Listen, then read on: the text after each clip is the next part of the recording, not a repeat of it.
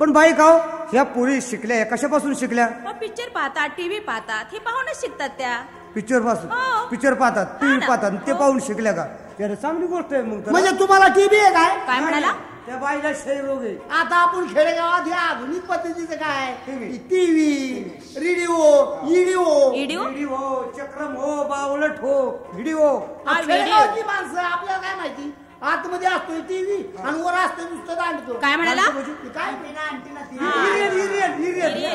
मला काय माहिती. तेव्हा तुम्हाला सांगायचं म्हणजे आमच्या गावात म्हणजे प्रत्येक माणूस कलाकारच आहे, पण आमच्या असा एक गावात कलाकार आहे त्यांचं नाव आहे महाडिक. तेव्हा ते सुद्धा तुम्हाला काही 2 शब्द सांगतील कलेच्या बाबतीत, ते ऐका फक्त तुम्ही. सांगा ना. नाही सांगायचं म्हणजे काय आहे की आता ही तुमच्या पोरगी शिकलेले आहेत, हे टीव्ही वगैरे पाहून म्हणजे काय पोपटी विद्या झाली. या कलेला खास म्हणजे गुरुच करून घ्यायला पाहिजे. होय ना? तुम्हाला पटतं ना? बरोबर आहे. तुम्ही अनुभविक बाया. कसला अनुभव? नाही म्हणजे काय आहे या क्षेत्रातला अनुभव तुम्हाला भरपूर आहे ना.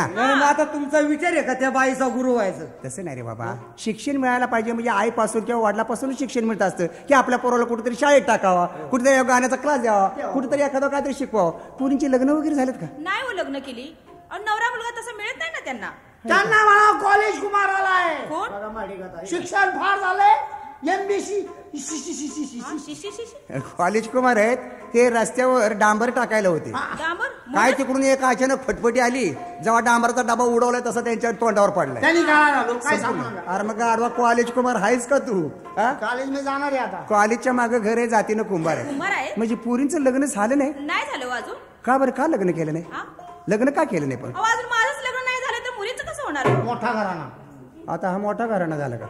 मुलीचं लग्न झालं नाही, यांचंही लग्न झालं नाही, म्हणजे मोठं घराणा म्हणायचं. मग तसं नाही बाबा, तुला माहिती नाही आजकालची परिस्थितीच अशी आहे. कारण काय, अनेक आता अमेरिकन लोकांना अनेक यंत्रणं काढल्यात ना, इंजेक्शनवर पोरं तयार होतात.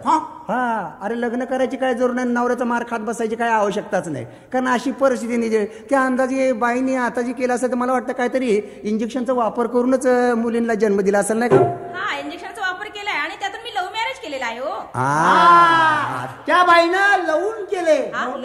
लवून केलंय का वाकून केलंय? काय लव्ह मॅरेज?